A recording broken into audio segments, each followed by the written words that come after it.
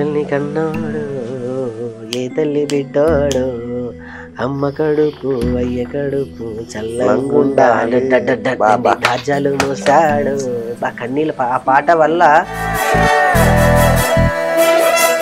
ఈయన మంచిగా పిల్లల్ని పట్టుకొని హ్యాపీగా ఎంజాయ్ చేయక జబర్దస్త్ నీకెందుకన్నా ఈ కష్టాలు. నన్ను ఎలా తిట్టాలో తెలియక కొత్త కొత్త తిట్లను కూడా కనిపెట్టి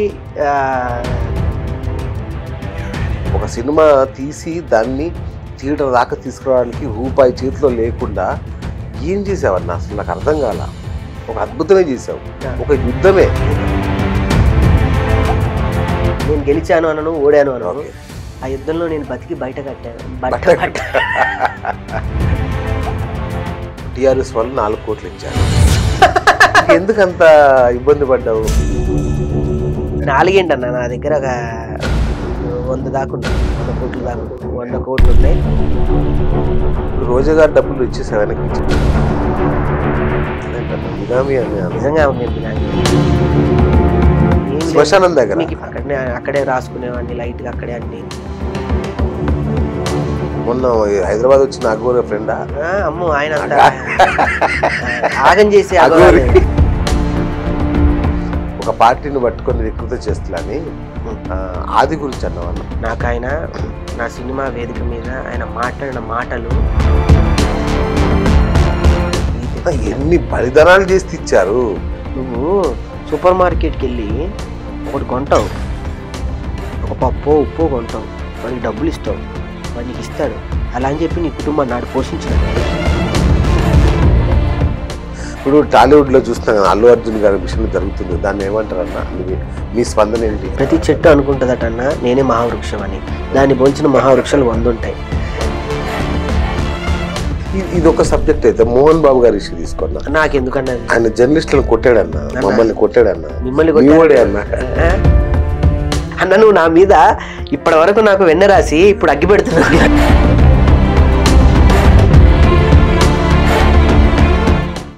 hi viewers, welcome to BS talk show. నేను మీ బుర్రా శ్రీనివాస్.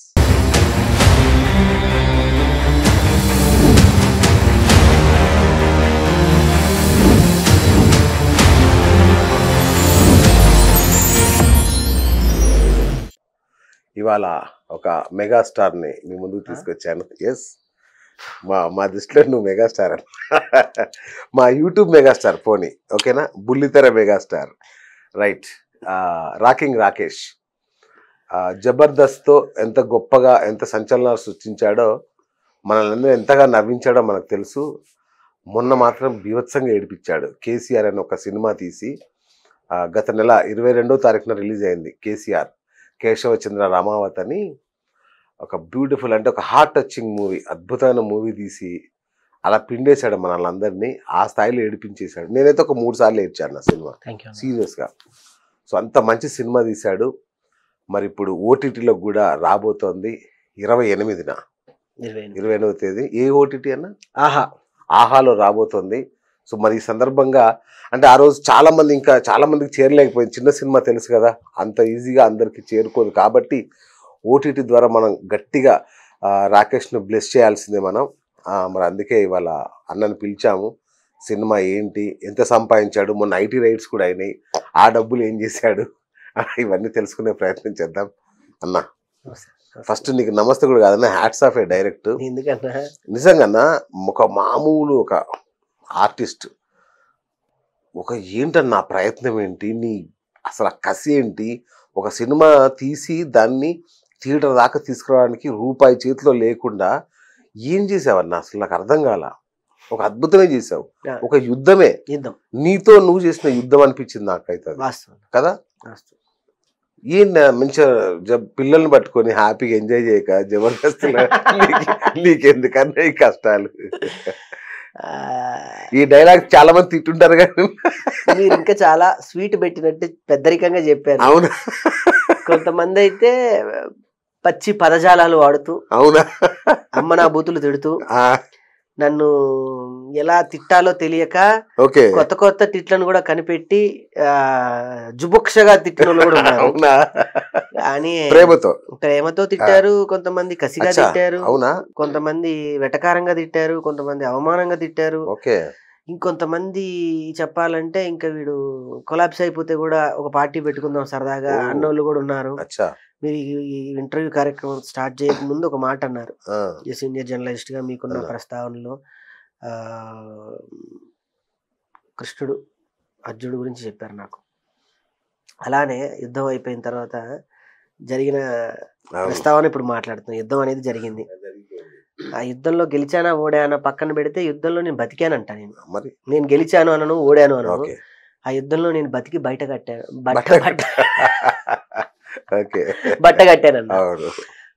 అలాంటి యుద్ధమే చేశా. బికాజ్ ఆఫ్ అవమానాలే ఎక్కువ, అవమానాలే నన్ను కసిగా నీకు అవసరమా అన్నోళ్ళకి వీడు తప్ప ఇంకెవడు చేయలేడు అనే స్థాయికి తీసుకెళ్ళా. వీడు చేసిన ప్రయత్నాన్ని ఇంకెవడు కూడా టచ్ చేయలేనట్టుగా చేశా. ఈ ప్రయత్నం ఇలా కూడా చేయొచ్చా, ఈ ప్రయత్నాన్ని ఈ రకంగా కూడా రాకేషే కాబట్టి ఇది జరిగింది, లేకపోతే ఇంకొకళ్ళు అయితే ఇది అవ్వదు అని నేను నమ్మే ఆ పంచభూతాలు కావచ్చు, నేను నమ్మే ఆ ప్రకృతి కావచ్చు, నేను నమ్మే ఆ దైవం కావచ్చు, అన్ని కలిసి వచ్చి నా విజయానికి తోడ్పడ్డాయి, తాత్కాణాలుగా నిలిచాయి అంతే. నిజమన్నా. అంటే ఒక రెగ్యులర్ ప్రొడ్యూసర్స్ నేను చూస్తుంటా కదా ఇండస్ట్రీలో, చాలా మంది ఫ్రెండ్స్ ఉంటారు, చాలా మంది రెగ్యులర్ ప్రొడ్యూసర్సే 90% మంది సినిమాని రిలీజ్ దాకా తీసుకురాలేరు. అవునండి, అవును. థియేటర్లకు వచ్చినా అసలు ఎన్ని థియేటర్లు కూడా వాళ్ళకి దొరుకుతే కష్టం. అలాంటిది అంత దాకా తీసుకొచ్చావు, అది ఒంటరి పోరాటం. ఇది మీ వెర్షన్. అయితే బయట వెర్షన్ ఏంటి? ఇప్పుడు ఎట్లాగూ టీఆర్ఎస్ వాళ్ళు 4 కోట్లు ఇచ్చారు, ఎందుకు అంత ఇబ్బంది పడ్డావు? 4 కోట్లు ఇస్తే నేను సినిమా ముందులా కూర్చోను. న్యూ ఇయర్ పార్టీకి బ్యాంకాక్, ఆస్ట్రేలియాలో ఎవ్రీ ఇయర్ నా భార్య బర్త్డే 29th సుజాత గారిది. ఈ మంత్ డిసెంబర్ 29.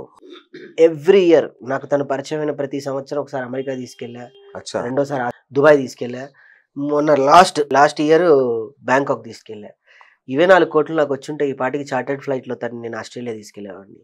ఆ డబ్బులు లేకనే సీనన్నతో కూర్చొని ఇంతకన్నా ఏం చెప్తాను. చాలా బలంగా వినపడింది అన్న 4 కోట్లు ఇచ్చారు అని. 4 కోట్లు వినపడితే 4 వాళ్ళు అనుంటారు అన్న. రాకేష్ మిమిక్రీ ఆర్టిస్ట్ కదా, కోట్లు ఉన్నాయి అని అంటే వేసుకునే కోట్లు, వేసుకునే కోట్ల సూట్లు అనేవాళ్ళు. 4 ఏంటన్నా, నా దగ్గర ఒక 100 దాకా ఉన్నాయి, 100 కోట్లు ఉన్నాయి. కావాలంటే నేను మళ్ళీ ఉతికి ఆరేసి కుట్టి కూడా ఇస్తా, ఎవరికైనా కావాలంటే అడిగిన వాళ్ళకి తీసుకోవచ్చు. సూపర్ అన్న. రైట్. అంటే నీ దగ్గర ఏం లేదనే విషయం చాలా అర్థమైపోతున్నా సరే, కసియో నీ మీద కోపమో పగో గాని మొత్తానికి డబ్బులు. అందుకే అన్నా కదన్నా, పిచ్చిక మీద బ్రహ్మాస్త్రాలు దేనికని మొదటి రోజే అన్నా, ఇప్పటికీ అదే అంట.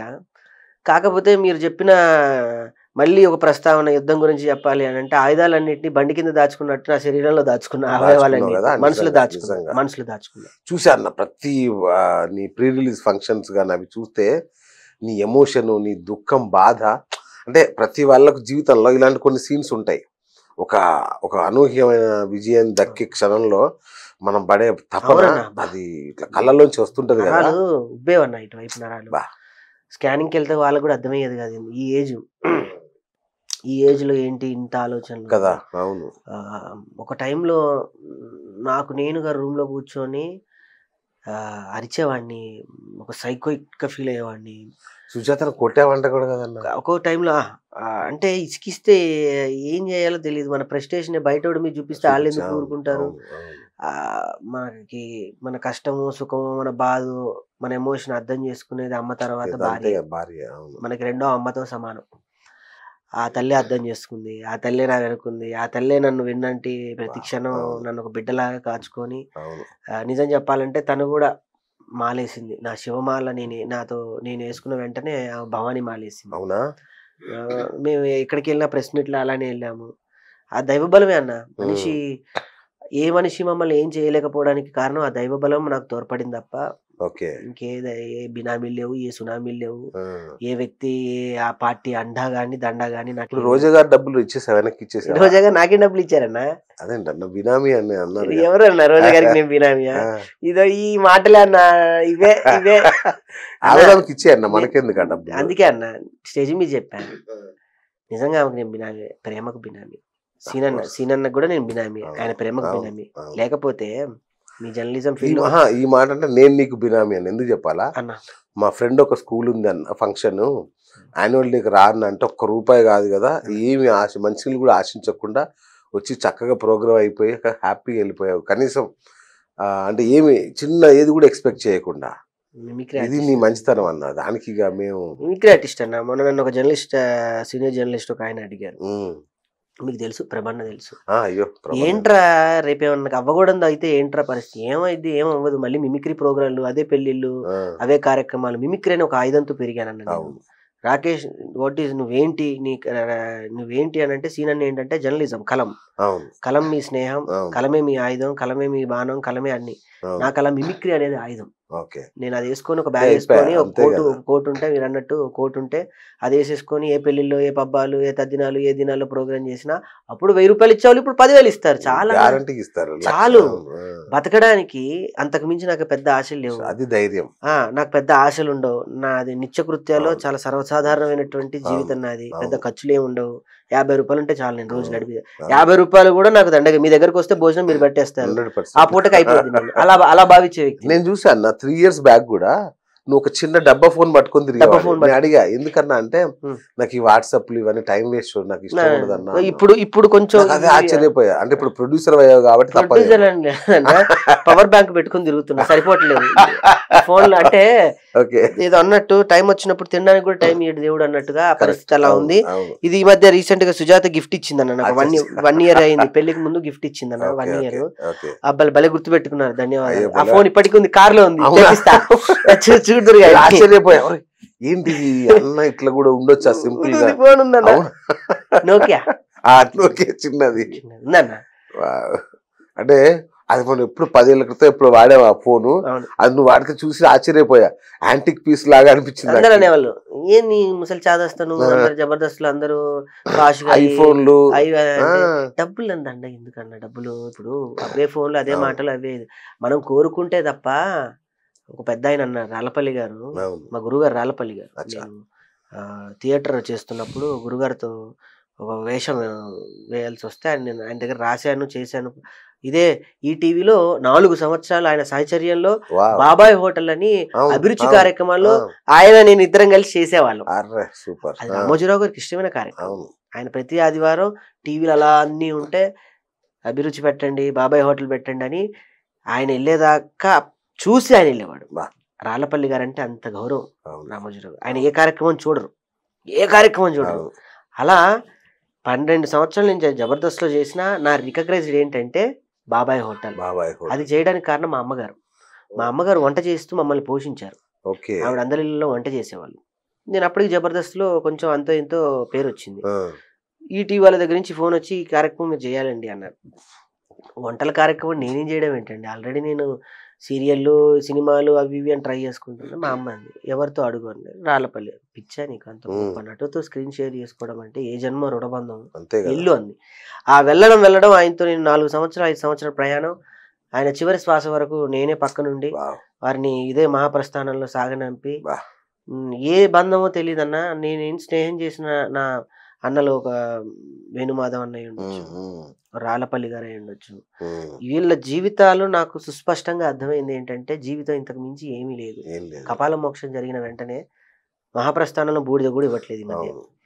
ఆ బూడిదే ఇవ్వని జీవితాల్లో ఎంత విర్రవీగితే ఏం సంబంధం అన్న. ఇదే మాట ఎందుకు ఇన్ని చెప్పాను మీకు అంటే, ప్రభు అన్న అడిగిన అన్న మాటకి రేపు ఏం జరుగుద్ది, ఏం జరగదు అంతే. రాళ్ళపల్లి మంచి మాట అన్నాను, ఏమన్నాడు నాటకంలో, ఏంటి జీవితం అని అంటే, నువ్వు పుట్టి ఏడ్చే వరకు, నువ్వు పోయిన తర్వాత నీ గురించి ఏడ్చే 10 మంది వరకు అంతే జీవితం. అంతే. నువ్వు పుడుతూ ఏడుస్తావు, నీ గురించో 10 మంది ఏడుస్తారు పోయాక. అంతే. ఈ జీవితంలో చస్తూ బతుకుతూ ఏడుస్తూ ఏడిపిస్తూ ఇంకొకరి బాధని పంచుకుంటూ ఇంకొకరి బాధని నువ్వు సైకోయిజంగా ఫీల్ అవుతూ ఇది గడిపే ఒక చక్రం ఉంటది. ఇదే జీవితం, ఏమీ లేదు. కొండవలస గారు అన్నారు గొప్ప మాట. జీవితం అంటే ఏంటంటే గోలీ సోడా లాంటిది. ఆయన నాటకంలో చెప్పింది ఇలా, జీవితం అంటే గోలీ సోడా లాంటిది. సోడాలో గోలీ పైన ఉంటుంది, గ్యాస్ కొట్టగానే గోలీ కిందకి వెళ్ళిపోయి గ్యాస్ ఆవిరైపోతుంది. అదే జీవితం, ఇంకేం లేదు. శివుడు తలుచుకుంటే రెప్పపాటు నిమిషం భూమ్ గ్యాస్ వెళ్ళిపోయినట్టు ప్రాణం వెళ్ళిపోతుంది. అలా కరోనా టైంలో అందరూ వెళ్ళిపోయారు, అయినా మనం మారలే. మనుషులు మార తప్పు. దీనికి ఒక మాట ఉంటది. స్టీవెన్స్ అని ఒక మహా రచయిత స్టీవెన్స్,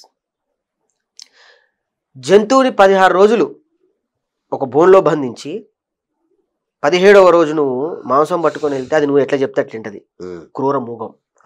కానీ మనిషిని జీవితాంతం బంధించిన మారడు, వినడు. మళ్ళీ సేమ్ కడుపు నిండగానే మళ్ళీ మృగంగా మారిపోతాడు.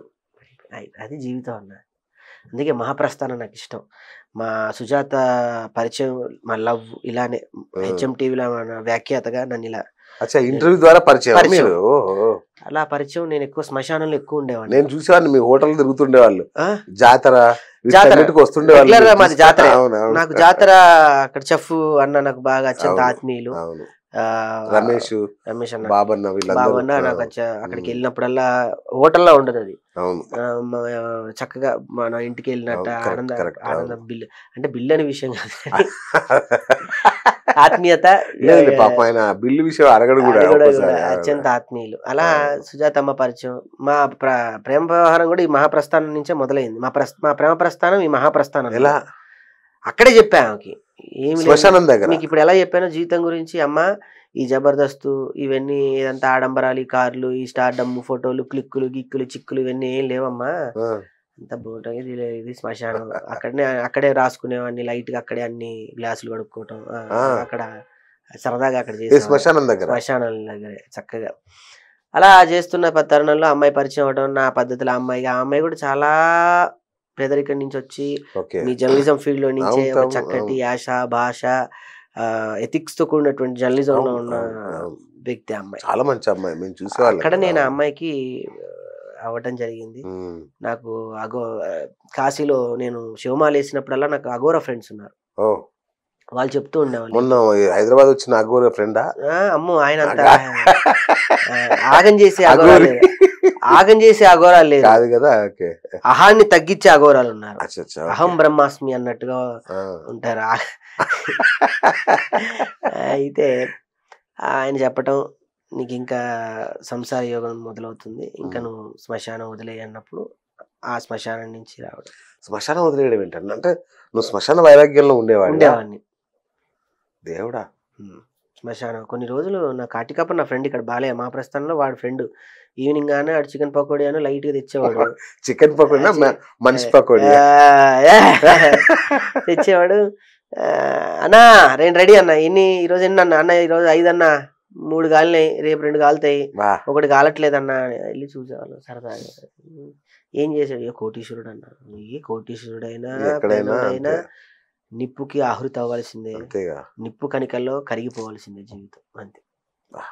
ఇదన్న జీవితం, ఇంకంతే ఏమి లేదు. అంతే. ఇన్ని తెలిసాక ఇంకేమి ఎదిరించగలను, ఏమి చేయగలను, అంత శూన్యమే. కాదన్న, మనిషికి మామూలుగా శ్మశాన వైరాగ్యం ఉంటది. అంటే శ్మశానంలో ఉన్నంతసేపు ఏంటి జీవితం అనుకుంటారు. నువ్వు ఏకంగా శ్మశానంలోనే దుకాణం పెట్టేసావు. దుకాణం అక్కడ, నా మెయిన్ షట్టర్ అక్కడే. అంటే నీ ఎదుగుదలకు అది ఉపయోగపడింది అన్నది? ఎదుగుదల కన్నా, ఎదుగుదల అంటే ఏంటంటేనన్నా ప్రతి ఒక్కరి జీవితంలో ఎదుగుదల ఉంటుంది.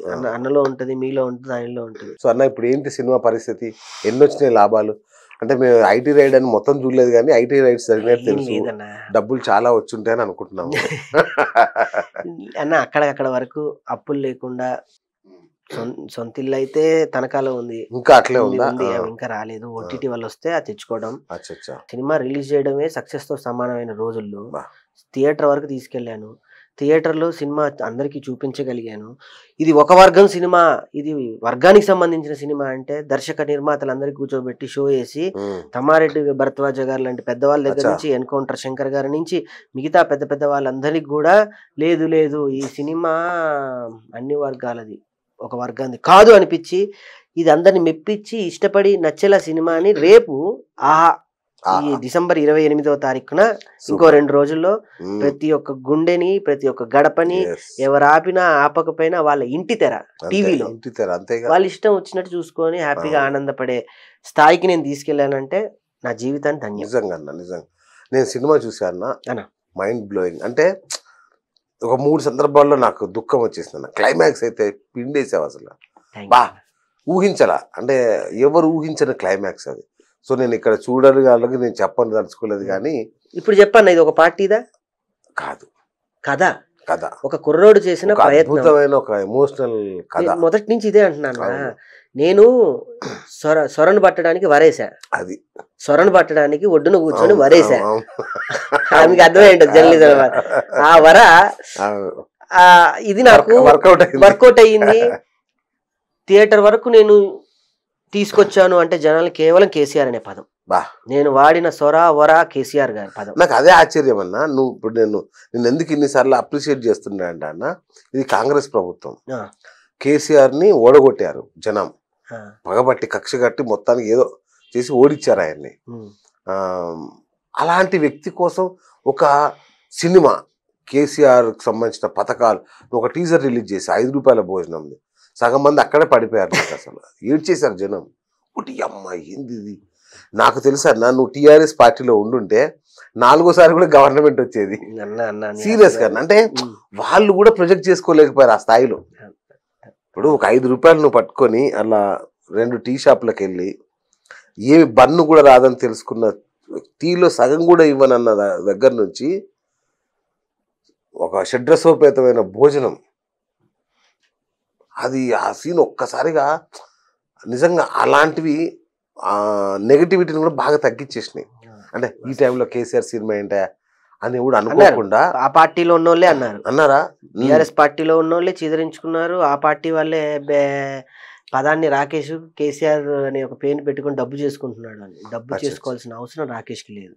డబ్బు చేసుకోవాలంటే బీఆర్ఎస్ పార్టీకి యాడ్లు చేసేవాడిని, అంతేగా, బీఆర్ఎస్ పార్టీ జెండా మోసేవాడిని, లేదా కొంతమంది మీడియాల ముందు వచ్చి ఒక పార్టీని పులుముకొని ఇంకో పార్టీని తిడతారే ఆ వికృత చేష్టలు చేసేవాడిని.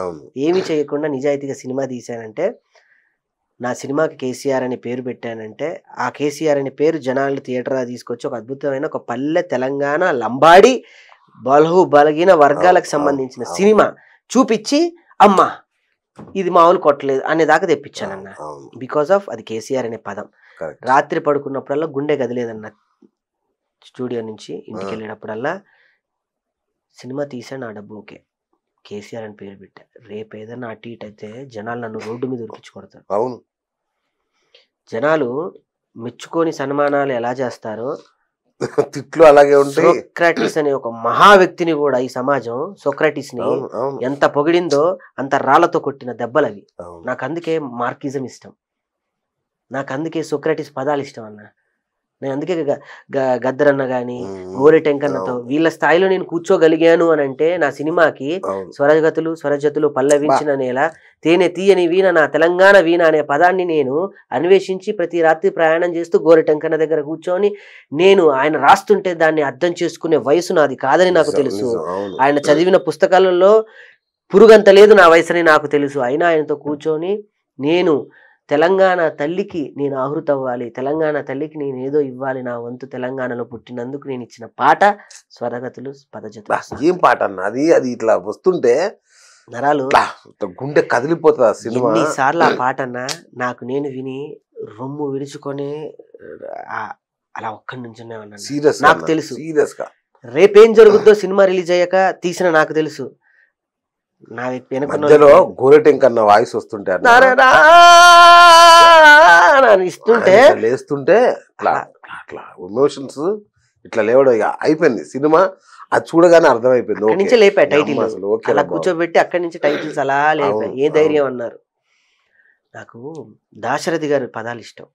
దాశరథి గారి పదాలు నాకు ఎంత ఇష్టం అంటే, ఆయన ఎంత గొప్ప పదాలు రాస్తూ ఉంటాడు. అంటే అటువంటి గొప్ప వ్యక్తుల్ని ఒక లైన్ లో వర్ణించడం అంటే అది గోరెటెంకనకే సాధ్యం. చాకల ఐలమ్మ, దాశరథి గారు, కాళోజీ గారు, ఆయన అసలు ప్రతి ఒక్కరు మన ఎలా గురూజీ అని అంటే, ఆయన తెలంగాణ జాతి నిర్మాతలందరినీ ఒక్కొక్క వాక్యంలో ఇరికిచ్చేసి, ఆ వాక్యం కూడా 2 పదాల వాక్యం దానిలో ఇరికిచ్చేసి దీని అమ్మార్లో పిచ్చెక్కిచ్చాడు, పిచ్చెక్కిచ్చాడు. మామూలుగా కాదు అసలు. ఆయన అన్నాడు, నాతో ఒక కవి అన్నారు, మళ్ళీ ఎందుకు ఆయన పేరంటే లేనిపోని గొడవలు, నెక్స్ట్ తెలంగాణలో మళ్ళీ గవర్నమెంట్ బీఆర్ఎస్ పార్టీ వస్తే దీన్ని జాతీయ గీతం చేస్తారు, గుర్తుపెట్టుకో రాకేష్, ఆ రోజు నేను నీకు గుర్తుంటా అన్నాడు. కరెక్ట్ చెప్పారు ఆ మాట. అంత గొప్ప కోదండరామ రెడ్డి గారి దగ్గర నుంచి ఎవరిని వదిలిపెట్టారు ఆ పాటలు, ఎవరిని వదల నారాయణ రెడ్డి గారి దగ్గర నుంచి. అంటే వాళ్ళ వయసు, నా వయసు కూడా నేను వాళ్ళని ఈ తరం అంటే కాదు, మనం తలెత్తి చూడడానికి కూడా మనకు అర్హత లేదు. అలాంటి వాళ్ళు మేరునగ తీరులు అంటారు చూసావా, అది ఉన్నది శిఖరాలు అవి. ఒక అబ్బో తెలంగాణ అయితే అన్న ఈ మొత్తంలో ఒక చిన్న కాంట్రవర్సీ మిస్ అయ్యా అన్న. మళ్ళీ ఏంటి కాంట్రవర్సీయా అంటే మర్చిపోతాను. నువ్వు ఒక డైలాగ్ అన్నావు, ఒక పార్టీని పట్టుకొని వికృత చేస్తులని. ఆది గురించి అన్నావు అన్న, హైపరాది గురించి అన్నావా? హైపరాది గారు నాకు ఈ సినిమాకి పెద్ద మేలు చేశారన్న. అవును, ఆయన స్పీచ్ విన్నాను. ఆయన వచ్చి నాకు నా సినిమా వేదిక మీద ఆయన మాట్లాడిన మాటలు నరాలు నింపాయి. మీరు రాకేష్ ఇప్పుడు ఏంటి రాకేష్ హీరోనా, మేము వెళ్ళి థియేటర్కి వెళ్ళి సినిమాలు చూడాలా అని నెగిటివ్ కామెంట్లు చేసేవాళ్ళు కూడా ఉంటారు. రాకేష్ హీరోలా ఫీల్ అవ్వడానికి అతనేం ఫారెన్ వెళ్ళి పాటలకు డ్యాన్స్లు వేయలేదు, లేకపోతే 10 మందిని కొడితే వాళ్ళు గాల్లో లేవలేదు. ఇక్కడ ఈ సినిమాలో ఓన్లీ కేసీఆర్ అనే ఒక క్యారెక్టర్ కనపడిద్ది తప్ప ఎక్కడా కూడా జబర్దస్త్ రాకేష్ మీకు ఈ సినిమాలో కనపడ్డు. మీరంతా కూడా ఈ సినిమాని ఎంజాయ్ చేయండి. ఈ సినిమాకి ముందు అతను ఎంత సంపాదించాడో నాకు తెలియదు. ఆది గారు సరస్వతి ప్రతి మాట గుర్తుందా? ఆది గారు సరస్వతి పుత్రుడు అన్న. ఎక్కడ ఏం మాట్లాడాలి, ఎక్కడ ఎవరికి చేయూతనివ్వాలి, ఎవరి భుజం మీద చేసి ప్రోత్సహించాలి, ఎవరి కింద ఉంటే పైకి లేపాలి అనే గొప్ప విజ్ఞత కలిగిన వ్యక్తి హైపరాది గారు. నిజంగా రాకేష్ సినిమా తీశాడు అంటే అందరిలా హీరోగా ఫైటింగ్లు చేయలేదు, అందరిలాగా గంతులు వేయలేదు, అందరిలాగా హీరోయిజం డైలాగులు చెప్పలేదు. సొంత డబ్బు పెట్టి తీసుకున్నాడు సినిమా, ఒక ఎమోషన్ సినిమా తీశాడు. చూడండి అని నా కోసం బతిలాడాడు అన్న ఆది గారు. ఏమవసరం అన్న, షూటింగ్ నుంచి వచ్చి అలాంటి ఆయన మూర్ఖుడు అన్నావు అన్న. ఇప్పుడు అన్నావు ఏమని? నేను అన్నది ఆయన్ని కాదన్నా, ఆయన్ని మూర్ఖుడు అన్నాడంటే ముందు నేను మూర్ఖుడు అవుతా. ఆది గారిని కనుక ఏమన్నంటే నేను మూర్ఖుడు అవుతా. ఎందుకంటే నాకు ఆ సమయంలో వచ్చి నాకు అన్నం పెట్టాడన్న. మన వేదిక మీద నుంచి వచ్చిన ప్రతి ఒక్కరు నాకు అన్నం పెట్టినట్టే. రోజమ్మ దగ్గర నుంచి, ఆది గారి దగ్గర నుంచి, హరీష్ రావు గారు ఎంత బిజీ షెడ్యూల్లో కూడా ఆయన వచ్చి సక్సెస్ మీట్లో ఎదురుగా కూర్చొని కార్యక్రమం అయిపోయేదాకా ఎరా బిడ్డ కానీరా బిడ్డ అంటే, నాకు ఆంజనేయ స్వామి రథంలో యుద్ధంలో మీరు అన్నట్టుగా ఇక నా యుద్ధాన్ని చెలరేగిపోయా నేను. ఆయన జెండాపై కపిరాజు అన్నట్టుగా ఆయన ఉన్నాడు కదా అనే ఒక మహాధైర్యంతో నేను వేదికరెక్కి మాట్లాడడం, ప్రసంగించడం మొదలు పెట్టా. నీ ధైర్యం ఏంటి రాకేష్ అని అడిగితే, ఆ రోజు ఆయన ఉన్నారు, రోజా గారు ఉన్నారు, ఏ పార్టీలకు సంబంధం, ఇటు చూస్తే బీఆర్ఎస్ పార్టీ, ఇటు చూస్తే వైఎస్ఆర్ పార్టీ, ఆది గారే వచ్చేసి జనసేన పార్టీ, అన్ని పార్టీలు ఒక దగ్గర కలిపా. సుధీర్ గారు వచ్చారు, అందరిని తీసుకొచ్చా. నాకు ఎట్లా అనిపించింది అంటే అన్న, సీతారాముల కళ్యాణ్కి దేవతలందరూ వస్తారు చూసారా, అలా అనిపించింది. అందరు నా దేవుళ్ళు దేవతలే అన్న. అరే అసలు ఆ ఫంక్షన్ చూస్తుంటే ఆ మనుషులు వాళ్ళందరూ నీ పట్ల చూపిస్తున్న ప్రేమ, ఆదరణ. రోజా గారు మీ అమ్మాయిని ఎత్తుకొని కూర్చోవడం, చిన్నోని కదన్న అందరికన్నా, జబర్దస్త్ లో చాలా చిన్నోని. జబర్దస్త్ ఫ్యామిలీ అందరిలో కల్లా నేనే చిన్నోడు. అక్కడక్కడే పెరిగా 13 సంవత్సరాలు. అంటే ఇంకా మీరు ఇప్పుడు నన్ను ఇప్పుడే అంటే ఏమి తెలియని అక్కడే అసిస్టెంట్ గా ఉన్నా. ధనరాజ్ గారికి అసిస్టెంట్ స్టార్టింగ్ లో, అసిస్టెంట్ తర్వాత ఆయన స్క్రిప్ట్ రైటింగ్ ఇమ్మంటే స్క్రిప్ట్ ఆయన ఫేర్ చేసేవాడిని. అలా నన్ను ధనరాజ్ గారే స్టేజ్ ఎక్కించి నన్ను ఆర్టిస్ట్ చేసి అక్కడే నన్ను టీమ్ లీడర్ దాకా భరత్ నితిన్ గారి ఆశీస్సులతో నేను డైరెక్టర్ అక్కడ అవ్వడం జరిగింది. దాని తర్వాత సడన్ గా ఇదంతా జరిగేటప్పుడు అటు రోజా గారు, అటు నాగబాబు గారు ఇద్దరు పెద్ద దిక్కుగా ఉండేవారు. వారు చూస్తే మాకు గజ్జం అని అనుకో, ఈ డిస్టెన్స్ లో ఉండేవాళ్ళం. నాగబాబు గారు మెగా ఫ్యామిలీ, ఇటు చూస్తే రోజా గారు కొన్ని 100 సినిమాలు. అలాంటి వ్యక్తులు తల్లిదండ్రులుగా ఉండి మాకు నడిపే ఇది అన్న. చిన్నపిల్లాన్ని అట్లా నన్ను అందరు ఇంకా నా చైల్డిష్ మెంటాలిటీ అలానే ఉంది నాలో. దాన్ని వదులుకోదలుచుకోలే. ఎందుకు అని అంటే అది ప్రశాంతత, అది నిదానత్వం, అది సంస్కారం, అదే నా యొక్క రక్షణ కవచం కూడా. అలా అందరూ జబర్దస్త్ లో అందరు నన్ను తమ్ముళ్ళలాగానో నా ఫ్యామిలీ అనుకుంటారు అందరు. అదొక ఇది ఉందన్న నాకు జబర్దస్త్ లో. అవునవును, అంటే నువ్వు బాగా చాలా వినయంగా ఉంటావు అందరి దగ్గర. వినయం కన్నా ఉండాల్సి వస్తుందా? తగిలి వచ్చాం కదన్నా, ఇన్ని దెబ్బలు అన్నా. ఎన్ని దెబ్బలు తగిలితే శిల్పం శిలగా మారినట్టు ఎన్ని ఉలి దెబ్బలు, ఎన్ని కసి దెబ్బలు, ఎన్ని అవమాన దెబ్బలు. ఒక్కసారి వాటిని కనుక మనం ప్రస్తావించుకొని గుర్తు చేసుకుంటే మన జీవితంలో తగ్గి ఉండాలి. ఏం సాధించాం, గొప్పగా ఎవరు ఏం సాధించలేరు. ఒక 2 రాళ్ళ కథ ఉంటదన్న. అన్నా ఒక రాయి 2 రాళ్ళను శిల్పి చెప్తుంటాడంట. ఒక రాయి నా వల్ల కాదు బాబు, నన్ను ఆపి నన్ను కొట్టకు వదిలే అంటే తను తీసి కొబ్బరికాయలు కొట్టే ప్లేస్ లో పెట్టాడంట. రోజు దెబ్బలే. ఆ ఇంకొకటి మాత్రం కాసేపు మౌనంగా ఉంటే దేవుడు అయ్యాడు. ఆ దేవుడి విగ్రహంగా మార్చి గుళ్ళో పెట్టేశారు. ఎంత గొప్ప మాట అన్న. సో అట్లా ఎన్ని దెబ్బలు తిని ఎన్ని తింటే గాని మనం. అందుకే నేను ఎవరినన్నా ఒక మాట అనాలన్నా, ఎవరినన్నా విమర్శించాలన్నా నాకు నోరు రాదు. వాళ్ళు ఎవరైనా వాళ్ళని ఏమనుకుంటానంటే వాళ్ళు మాట్లాడితే వాళ్ళని తప్పు పట్టను, ఆ సమయం తప్పు అంట. ఆ వ్యక్తి తప్పు కాదు, ఆ సందర్భం తప్పు, ఆ ప్రదేశం తప్పు, ఆ సిచ్యువేషన్ అలా క్రియేట్ అయింది. నన్ను అన్నోళ్ళని కూడా నేను నవ్వుతూ వెళ్ళి 2 చేతులు జోడించి నమస్కారం పెట్టి బాగున్నారనే సంస్కారం నా గురువులు నాకు నేర్పారు. నా తల్లి నాకు అలా నేర్పింది సంస్కారం. ఆ సంస్కారమే నన్ను, మీరు ఇందాక ఉండాల్సి వస్తుందా అని అన్నారు కదా, నా బ్లడ్ లో ఉంది. నా తల్లి నాకు అలా నేర్పింది, నాకు ఆ సంస్కారం. సూపర్ సూపర్ అన్న. మరి సినిమా కేసీఆర్ మంచి హిట్ అయితే ఇచ్చావు బ్రహ్మాండంగా. కాకపోతే ఇక చిన్న సినిమాకు ఎట్లా ఉంటుందో తెలుసు కాబట్టి తక్కువ థియేటర్లో పడ్డట్టునే కదా. చిన్న సినిమా పెద్ద సినిమా అంటలేదు. అదే స్క్రీన్ మీద రాకేష్ ఉంటాడు, చిరంజీవి గారు ఉంటారు, అదే బొమ్మ, అదే సీట్లో రాకేష్ కూర్చుంటాడు, కోటీశ్వరుడు కూర్చుంటాడు. తెరకి కుల మత ప్రాతిపదికలు ఉండవు. సినిమాకి మాత్రమే ఉండవు. సినిమా దేవతతో సమానం. గుడిలో అందరూ డబ్బున్నోళ్ళు డబ్బు లేనోళ్ళు గుళ్ళో ఎలా సమానమో సినిమా ముందు అందరూ సమానమే కదన్నా. నాకు సినిమా ఇది దేవతే. చిన్న సినిమాని థియేటర్లు ఇవ్వకపోవటం వల్ల వాళ్ళు థియేటర్లు అడిగి మరీ తీసుకున్నారు. పేర్లు కూడా చెప్పను కానీ కొంతమంది నాకు, నేను వెళ్ళి వాళ్ళ చుట్టూ కుక్కలా తిరిగిన తీసుకోలే సినిమా, వాళ్ళు నా సినిమా అడిగి తీసుకున్నారు. నా థియేటర్ ఖాళీగా ఉంది, ఫీడింగ్ కోసం నీ సినిమా ఇవ్వని. గెలిచాం. మామూలు గెలుపు కాదన్న అది. గెలిచాం. రెండో విషయం చెప్పాలి అంటే, రేపు ప్రపంచవ్యాప్తంగా ఓటీటీలో రిలీజ్ అవుతుంది. థియేటర్లో ఆపే ఓటీటీలో ఎవరు ఆపుతారు? ఇంకెవరు ఆపుతారు? నువ్వు మొబైల్లో కూడా చూసుకోవచ్చు హ్యాపీగా ఓటీటీలో. అంతే అన్న. దట్ ఈస్ ఇక నువ్వు ఎవరు అయిపోయింది. ఓటీటీలోకి వెళ్ళిపోగానే అన్న, బిడ్డని కన్నా పెద్దది చేసాం, సంస్కారం నేర్పాం, జనాల్లో నిలబెట్టి అక్షంతలేసి శుభ్రంగా ఒక బిడ్డని గనక సాగనంపినట్టు ఓటీటీకి సాగనంపే అయిపోయిందన్న. నా బాధ్యత అయిపోయింది. పెద్ద హిట్ అవుద్దన్న, చాలా పెద్ద హిట్. Thank you. ఎందుకంటే అన్న ఇప్పుడు జనంలో ఒక ఎమోషన్ ఉంది. అంటే మనకు పార్టీలు లేవు, నాకు నేనేం పెద్ద పార్టీలు అట్లా ఆలోచించాను. కేసీఆర్ గురించి ఇప్పుడు ఒక ఎమోషన్ ఉంది. కేసీఆర్ ని మిస్ అయ్యామనే ఒక భావన అయితే ఉంది. ఉందన్న. నా సినిమాతో నేను చెప్పదలుచుకుంది అంటే నాకు తెలియదు కానీ అన్న, నేను ఏ పార్టీకి సంబంధించిన వ్యక్తి కానీ, నేను ఒక చిన్న సర్వసాధారణమైన మిమిక్రీ కళాకారుని, మిమిక్రీతో పట్టుపోసుకునే వ్యక్తిని. జబర్దస్త్ నా మెయిన్ భోజనం. ఏ పార్టీ అని కాదు కదన్నా, మాట్లాడాలి. ఎందుకంటే అన్న, సమాజంలో నువ్వేం చేస్తున్నావు అని అంటే మనిషిలో ఉంటే సరిపోదట కదా. సమాజానికి నీ వల్ల ఏం ఉపయోగం?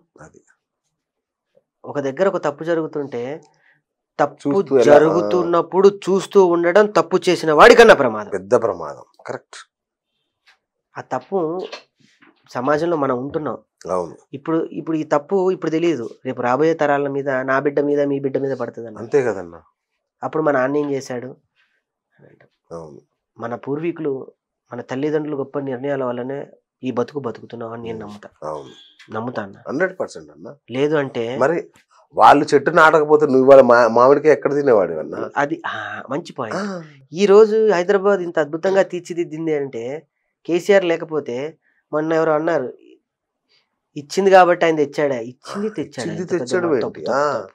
నువ్వు సూపర్ మార్కెట్కి వెళ్ళి ఒకటి కొంటావు, ఒక పప్పు ఉప్పు కొంటావు, వాడికి డబ్బులు ఇస్తావు, వాడు నీకు ఇస్తాడు. అలా అని చెప్పి నీ కుటుంబాన్ని నాడు పోషించినట్ట తప్పు. ఇచ్చింది తెచ్చింది. ఎన్ని బలిదానాలు చేసి ఇచ్చారు. ఒక ఇండియాలో, ఈ భారతదేశం అనే భరతఖండంలో కేవలం కేవలం ఒక రాష్ట్రం బయటికి వచ్చింది అంటే పురుడు పోసుకొని ప్రసవ వేదనలతో ఉద్యమాల మధ్య అత్యంతమైనటువంటి ప్రాతిపాదికలో బిల్ పాస్ అయిన ఏకైక రాష్ట్రం ఏదన్నా ఉంది అంటే అది తెలంగాణ మాత్రమే. మిగతా రాష్ట్రాల యొక్క విభజన చాలా సర్వసాధారణంగా టీలు కాఫీలు తాగుతూ వాళ్ళ యొక్క స్థితిగతులు మాట్లాడుకుంటూ పెట్టెలు మార్చుకుంటూ జరిగింది తప్ప తెలంగాణ రాష్ట్రం మాత్రమే రక్తపాతం మీద మొదలయ్యి జేఏసీ ఉద్యమం నుంచి విలియన్ మార్చికి దారితీసి ఆయన హాస్పిటల్లో పడుకొని ఆయన ఖమ్మం దాకా తీసుకెళ్లే ప్రయాణంలో ఆయన బతుకుతాడా చస్తాడా తెలియని చావు బతుకుల మధ్య చావు నోట్లోకి వెళ్ళిన కేసీఆర్ ప్రయాణం తెస్తే తెలంగాణ పోతే శ్మశానానికి కన్నా ఒక గొప్ప వ్యక్తి కేసీఆర్ గారు అన్న. ఆయన గురించి ఆయనకి ఫ్యాన్స్ ఉండరా? ఎందుకుండకూడదు. ఆ ఫ్యానే ఈ ఫ్యాన్, ఆ ఫ్యానే ఈ రాకేష్ అనే వ్యక్తి. ఈ రాకేష్ తీసిన సినిమానే కేసీఆర్, అందులో వీర అభిమాని. నేను అన్నది అదే కదన్నా, ఎవరెవరికో ఫ్యాన్స్ ఉంటారు, కేసీఆర్ ఉండరా? ఏంటన్నా ఈ రోజు అన్నం తింటున్నావు? ఒకప్పుడు తెలంగాణ నా సినిమాలో చూపించా కదా ఎలా ఉండేది. బీడుబడ్డ భూముల మీద నాగలి పడుతుంటే నాగలి ఏడ్చేదంట, ఈ భూమినా నేను దున్నేది అని. ఇప్పుడు నాగలి ఆనందపడుతుంది దున్నడానికి. పర్వలు దొక్కే నీళ్లు, తుంగభద్ర నీళ్లు అపరాధ భగీరథుల్లాగా తీసుకొచ్చాడన్న మిషన్ కాకతీయ. ఇవి కదన్నా. నేను రాజకీయాలు మాట్లాడలే, వాస్తవాలు మాట్లాడ. డైలాగులు ఎవరు రాశారన్నా? ఏం డైలాగులు అన్నా? ఒకప్పుడు చరిత్ర మరిచిన తెలంగాణ నీ నరాల్లోకి వెళ్ళిపోయిందన్న. ఒకప్పుడు చరిత్రే మరచిన తెలంగాణ, ఈ రోజు చరిత్రనే మార్చిన తెలంగాణ. పచ్చని హరితహారంతో తెలంగాణ తెల్లకి పచ్చని చీరని కట్టాడు. మనకి ఉండాలి కదా తిరుపతి లాగానే యాదాద్రి కట్టాడు. అందరూ సమానమైన చెప్పడానికి అంబేద్కర్ విగ్రహం పెట్టించాడు. అందరూ సమానమే, అందరూ ఉండడానికి ఒకప్పుడు ఉంటే అగ్గిపెట్ట లాంటి అరలో ఉండాలన్న ఆలోచనను మార్చి డబుల్ బెడ్ రూములు కట్టాడు. అంటే ఇవి ఒక్కడి వల్ల సాధ్యమయ్యాయి అంటే అయ్యాయి. That is KCR. నీ సినిమాలో ఆ డైలాగ్ నీది ఒక్కటే అదే హైలైట్ అనుకుంటా. సినిమా చరిత్రను మార్చింది. ఇంకొక డైలాగ్ కూడా ఉందన్న, కార్లు అన్ని పోతా ఉంటాయి, నాన్న అడుగుతారు ఏం రా ఊర్లో కార్లు అన్ని అట్లా పోతున్నాయి, మన ఊర్లో కార్లు వచ్చుడే ఎక్కువ అన్న ఊర్లోకి క్యాన్వై పోతా ఉంటది. ఏం రా అన్ని పోతున్నాయి అంటే భూములు కొన్నీకి నాయన అంటారు. ఏం రా ఎంత పలుకుతుందంటే తెలంగాణ రాకముందు వాళ్ళు ఎంత ఇస్తే అంత, తెలంగాణ వచ్చాక మనం ఎంత అడిగితే నరాలు దిగే డైలాగులు ఉన్నాయి. రాజ్ కుమార్ అని నా ఫ్రెండ్ నా ఫ్రెండ్ అందరం కూర్చొని సినిమాకి ప్రాణం అన్నా. సినిమాకి ప్రాణం ఎవరెవరు తెలుసా అన్న? ఒకటి నేను 3 గమనించే సినిమాలో. సరే రాకేష్ని కాసేపు పక్కన పెడితే, రాకేషే దాని సోల్ కాకుండా దాని ప్రాణం ఎవరంటే మ్యూజిక్ అన్న. చరణార్జున్ గారు ఏంటన్నా అది ఏ తల్లి బిడ్డోడు, ఏ తల్లి కన్నాడు, ఏ తల్లి బిడ్డోడు, అమ్మ కడుపు అయ్య కడుపు చల్లంగుండాడు, గాజాలు మోసాడు. కన్నీళ్ళు. ఆ పాట వల్ల నాకు ఎన్నో పాటలు పుట్టాయి కదా. నాకు ఆ పాట పుట్టుకే నరాలు తెగే ఇవ్వండి, నరాలు లేస్తా ఉంటాయి అన్న కదా. ఇంత అద్భుతం అసలు. అది వింటుంటే అలా ఒక తాదాత్మ్యంలోకి వెళ్ళిపోతాం, ఒక రామదాస్ కీర్తన లాగా. 4 పాటలు 4 అద్భుతాలన్న కదా. 4 పాటలు. మొదటి పాట మీరు అన్నట్టు స్వరగతులు స్వరజతులు, పల్లవించిన నేల, గోరెటి వెంకన్న గారు సాహిత్యం, మనుగారు పాడారు. కల్పనమ్మ పాడింది, చరణార్జున్ గారు పాడారు. రెండో పాట వచ్చేసి హైదరాబాద్ సాంగ్, సాకేత్ చరణార్జున్ రాశాడు, హైదరాబాద్ మొత్తం చూపించేశాడు, బ్రహ్మాండం. మూడో పాట వచ్చేసి చిన్న పోరానికి ఎన్ని గోసలు అని నా చరిత్ర మొత్తం అందులో ఉంటది. ఎన్ని బాణాలు లాగితే ఎన్ని తగిలితే అంత వేగంగా ముందుకెళ్ళు. అలాంటి పాటలు పక్కన పెడితే తెలంగాణలో ఉన్న లంబాడి వాళ్ళకి, ప్రపంచవ్యాప్తంగా ఎంతమంది లంబాడి సొసైటీలు ఉన్నాయి వాళ్ళకి యాడి చోటా కేసీఆరే, ఆ లంబాడి వాళ్ళకు ఒక అద్భుతమైన పాట. అన్ని వర్గాలను మెప్పించేలాగా బ్రహ్మాండంగా ఉందన్న నిజంగా. అంటే బలగం లాంటి సినిమా కాదని నువ్వు అన్నా సరే, అలాంటి సినిమానే అన్న. బలగం ఎందుకు కాదని నేను ప్రస్తావించాను అంటే దిల్ రాజు గారి అద్భుత సృష్టి అది. దిల్ రాజు గారు నా వెనక ధనరాజు తప్ప ఎవరు లేరన్న.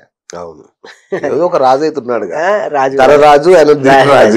అయితే దిల్ రాజు గారు ప్రస్తావన వచ్చింది కాబట్టి వారికి 100 నమస్కారాలు పెట్టాలన్న. సినిమా ముందు వెళ్ళి పలకరించి సార్ నా సినిమా ఇలా ఉందంటే ప్రోత్సహించారు ఆయన.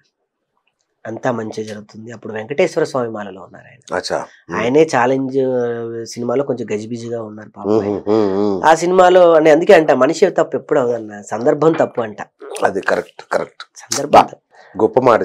అలా అని ఆయన తప్పు అని నేను అన్ను. ఆ సమయంలో నేను వెళ్ళినప్పుడు అలా ఉన్న ఆయన సిచ్యువేషన్ సహాయం చేయలేకపోయాడు. కానీ నాకు ఆయన బ్లెస్సింగ్స్ నాకు బలంగా ఉపయోగపడ్డాయి. అవునా?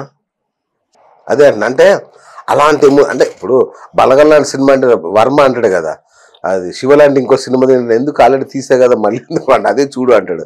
అట్లా బలగం లాంటి సినిమా అంటే ఒక గ్రామీణ నేపథ్యంలో ఒక పచ్చటి హృదయాలు, ఒక మంచి నిజాయితీ గల నికార్సైన మనుషుల మధ్య ఎమోషన్స్ అనేవి అమ్మాయి హీరోయిన్ భలే చేసిందన్న. అమ్మాయి మన సత్యకృష్ణ గారి అమ్మాయి, వాళ్ళ అమ్మాయి కదా, డాక్టర్ కదా, బా నాకు భలే అనిపించింది. అమ్మాయి నీ గాజులు ఇచ్చే సందర్భం ఉంటుంది చూసావా, ఓడి అమ్మ.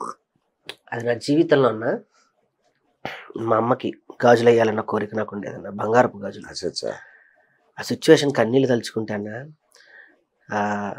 ఎరా నేను నిన్ను పెళ్లి చేసుకున్నప్పుడు నువ్వు బాధపడ్డావా అని అంటే, ఎందుకు బాధపడలే బావ, బాధపడ్డా కానీ అది మనసు దాకా తీసుకోలేదు బావ. తీసుకోలేదు. ఎగ్జాక్ట్. ఎందుకో తెలుసా, నా గుండెలో నువ్వెక్కడ బాధపడతావు అని. నాకు డైలాగులు అన్ని గుర్తున్నాయి. అది నేను అప్పటికప్పుడు అనుకొని, అది ఒక కో డైరెక్టర్ గారు కామెడీ సందర్భం.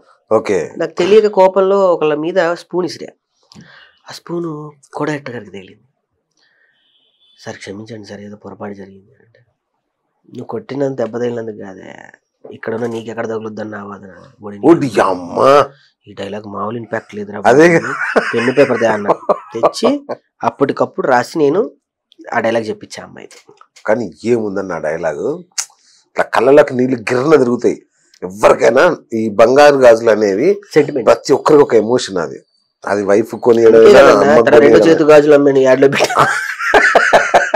మీరు పాత సినిమా ఏది చూసినా నాగేశ్వరరావు గారు, రామారావు గారు, ఈ గాజుల మీదే జీవితం. మన తెలుగు వాళ్ళకి, భారతీయులకి బాగా ఎమోషన్ అయింది గాజులు అన్న. కట్టు బొట్టు గాజులు అవి ఏవి ఇచ్చినా ఇవ్వకపోయినా ఇవి ఇస్తే చాలు ఒక ఆడపిల్లకి. అవును. సూపర్ సూపర్ అన్న. ఇప్పుడు సుజాత గారు వచ్చాక నీ లైఫ్ బాగుపడిందా లేదంటే అంటే తన వల్లే బాగుపడ్డావని టాక్? వాస్తు. అవునా? సుజాత రాకపోతే రాకేష్ శ్మశానంలోనే ఉండేవాడు. అవునా? ఒక కాటి కాపరయ్యేవాడు. సుజాత రాకపోతే రాకేష్ అనేవాడు సమాజం మీద ఒక విరక్తితో, సమాజం మీద ఒక రకమైన విద్వేషంతో, ఒక అసహ్యపూరితమైన భావనతో ఒక ఉండేవాడిని అన్న. లేదా ఒక నక్సలైట్ అయిపోవడము, అడవిలో పోవడము, ఏదో అయితే అయ్యేవాడిని. అవునా? అయ్యేవాడిని. నాకు నక్సలి భావాలు ఎక్కువ అన్న. అట్లని తప్పని కాదు. ఎర్ర పుస్తకం చదివే ప్రతి ఒక్కళ్ళు కూడా నక్సలైట్లు కాదు, రామాయణం చదివే ప్రతి ఒక్కళ్ళు కూడా శ్రీరామచంద్రులు కాదు. ఇది నోటెడ్ చేసుకోవాలి. నోటెడ్. ఎందుకంటే ఇంటర్వ్యూ పెద్ద పెద్ద వాళ్ళు చూస్తూ ఉంటారు కాబట్టి ఇలా మాట్లాడేది కుర్రాడు. చేతిలో ఒక పుస్తకం పట్టుకొని ఆ ప్రయాణం చేసేటువంటి దారిలో ఉన్న శ్రీశ్రీ గారు అంటారు, పదండి ముందు, పదండి తోసుకు, పోదాం పోదాం పై పైకి. ఎక్కడ పోనిస్తారన్న, వెనక్కి లాగడం తప్ప ఈ జీవితంలో. వెళ్ళేటప్పుడు పూనపాల్పులు లేవన్న, రాళ్ళ పాన్పులే. ఆ రాళ్ళని నేను ఏం చేశానంటే గుడిగా కట్టుకొని ఆ గుళ్ళో ఉన్నా. ఇప్పుడు నాకు ప్రతి ఒక్కరు వేసిన, నా మీద రాళ్ళు వేసిన ప్రతి ఒక్కరికి ధన్యవాదాలు. మీరు వేసిన రాళ్ళ వల్లే నేను ఇల్లు కట్టగలిగా అంట. అది రాకేష్. సో ఏంటి సుజాత పాత్ర ఏంటి అందులో?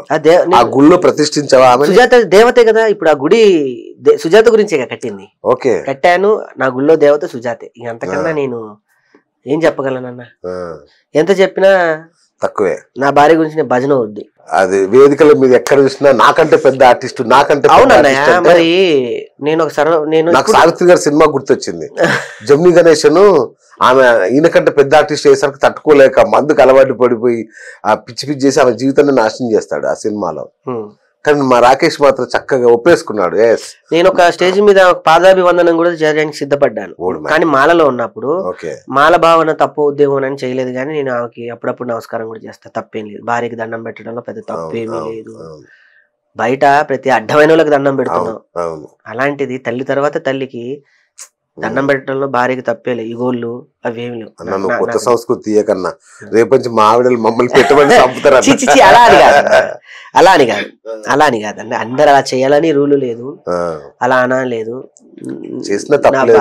నిజం, నువ్వు అన్నది వాస్తవం, 100% వాస్తవం. ఎందుకంటే వాళ్ళు మన కోసం చేసే త్యాగాల ముందు మనం చేసే జుజుబి అసలు మన ఎమోషన్స్ ని అన్నిటిని భరిస్తూ. నా బిడ్డ పుట్టడం నేను చూసా కల్లారా ఆపరేషన్ థియేటర్లో. ఒక టైంలో నేనే నా బిడ్డ నా చేతులతో ఈ భూమి మీదకి ఆహ్వానించాను ఆపరేషన్ థియేటర్. డాక్టర్ గారు నాకు అత్యంత ఆత్మీయులు, పక్కనే ఉన్నారు ఆవిడ గైనకాలజిస్ట్.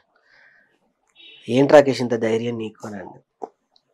జీవితంలో ఎన్నో అధైర్య పడిపోయిన సందర్భాలు ఉన్నాయండి. నా బిడ్డ వస్తుంటే ధైర్యంగా ఉండకపోతే నా కోసం వస్తుంది, అది రొమ్ము విరిచి ధైర్యంగా నుంచున్నాను, వస్తుంది. అలా తీసా. మేమైతే మామూలుగా పారిపోతారు, ఎవరు ఉండరు అక్కడ. తీసి చేతుల్లో పట్టుకొని బొడ్డు నేనే తెంపి నా బిడ్డకి నేనే ఈ భూమి మీదకి నన్ను కాపాడడానికి పుట్టిన దేవతవమ్మ నువ్వు అని ఆహ్వానం పలికావు. బాబా బాబా ఆహ్వానం పలికావు. అదన్నా చాలా ఎమోషనల్ అన్నా నువ్వు నిజంగా. చాలా చాలా చాలా సందర్భాల్లో నాకు ఎందుకు కన్నీళ్ళు కూడా రావట్లేదు. ఒకప్పుడు భలే ఏడ్చేవాడిని, భలే ఏడ్చేవాడిని, నా మీద నాకే ముచ్చటేసేది. నువ్వు కదిలిస్తే ఏడ్చేవాడిని. కన్నీళ్ళు బాడీలో లేవు. ఫస్ట్ మొత్తం మొన్ననే ఒలకపోసావు, మొత్తం అయిపోయింది. ఒలకపోయడం కన్నా ఏమంటారు డ్యామ్ లో నీళ్లు లేవు. అదే గంటకి ఏడ్చేసావు అసలు సినిమా కోసం.